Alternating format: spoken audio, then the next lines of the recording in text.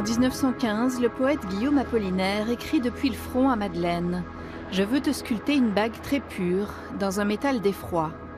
Entre les bijoux d'époque fabriqués par les poilus et prêtés par des collectionneurs et les œuvres de la vingtaine d'artistes contemporains qui leur rendent hommage, la frontière est très mince et le dialogue se crée.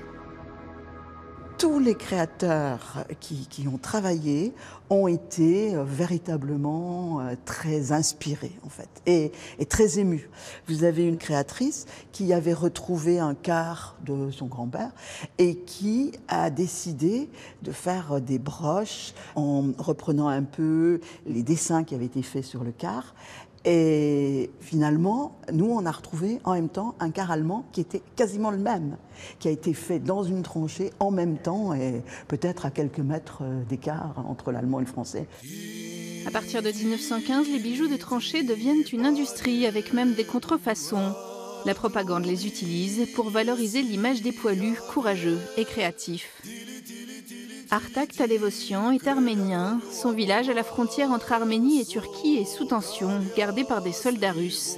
Ils transforment leurs munitions qu'ils ramassent en bijoux, ornés de symboles venus de manuscrits du Xe siècle. Nous, les Arméniens, un peuple chargé d'histoire, beaucoup de violence.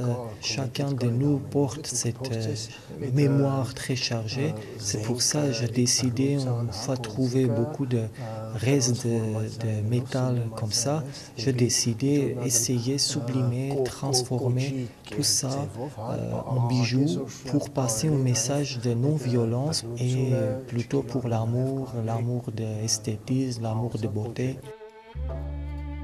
Après avoir lu des centaines de lettres de poilus, Géraldine Jeannot a voulu sublimer la terre de Meuse. Pas celle de Verdun, trop sensible, c'est dans l'argile d'Apremont-la-Forêt qui lui a donné l'autorisation qu'elle imprime des traces de chardon et de dentelle. C'est les techniques qui étaient utilisées par les soldats quand ils étaient en troisième ligne.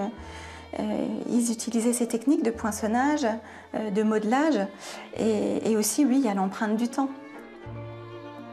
C'est au fur et à mesure de mes lectures, je suis tombée sur une lettre qui avait été écrite par un poilu pour sa femme et qui m'a vraiment bouleversée. Il disait qu'il serrait la dentelle fort contre son cœur chaque jour quand il était au combat. Je me suis dit, mais la femme est quand même très très présente au combat.